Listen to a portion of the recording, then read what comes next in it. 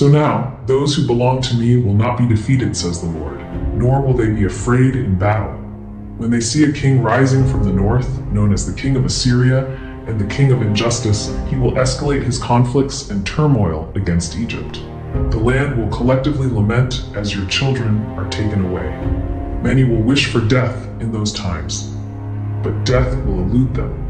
A king named the King of Peace will emerge in the west. He will sprint across the sea like a ferocious lion. He will defeat the king of injustice and retaliate against Egypt with battles and heavy bloodshed.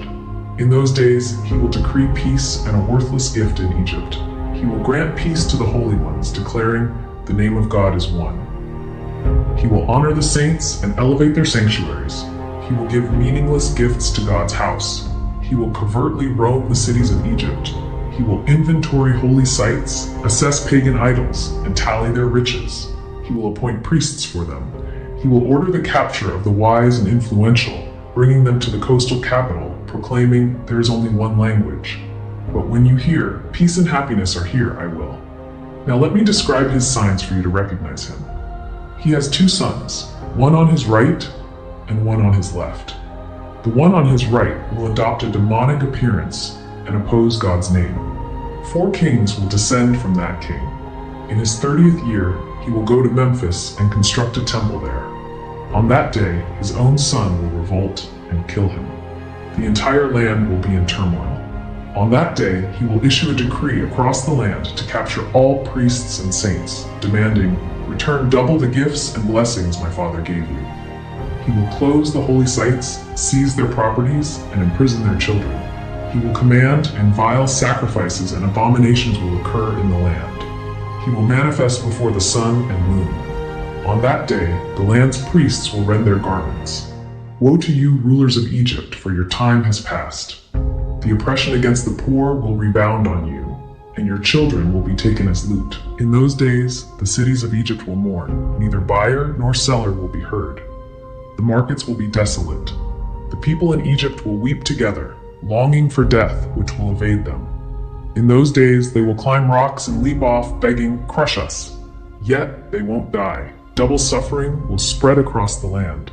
In those days, the king will order the capture of all nursing women to feed snakes.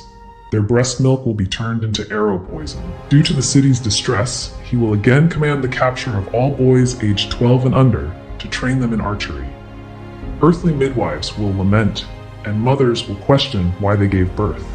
Barren and virgin women will rejoice, saying, "We are fortunate to have no children on earth. Our children are in heaven." In those days, 3 Persian kings will rise, capturing the Jews in Egypt and relocating them to Jerusalem. When you hear that Jerusalem is secure, tear your clothes, O priests, for the son of perdition is near. In those days, the lawless one will appear in holy places. Then the Persian kings will hasten to battle the Assyrian kings. 4 will fight against 3. They will spend 3 years there, plundering the temple's wealth. Blood will flow from Kos to Memphis, and the Egyptian river will turn to blood, undrinkable for 3 days. Woe to Egypt and its inhabitants. In those days, a king will rise in the city of the sun, causing widespread disturbance. He will flee to Memphis with the Persians. In the 6th year, the Persians will ambush Memphis and kill the Assyrian king. The Persians will exact revenge on the land, ordering the death of all pagans and lawbreakers. They will command the rebuilding of the saints' temples. They will give double gifts to God's house, declaring, "God's name is one." The entire land will praise the Persians. Even the survivors who didn't die from afflictions will say, "The Lord has sent us a just king, so the land won't become a wasteland." He will decree a 3.5-year halt on royal matters. The land will prosper. The living will go to the dead, saying, "Rise and join us in this rest."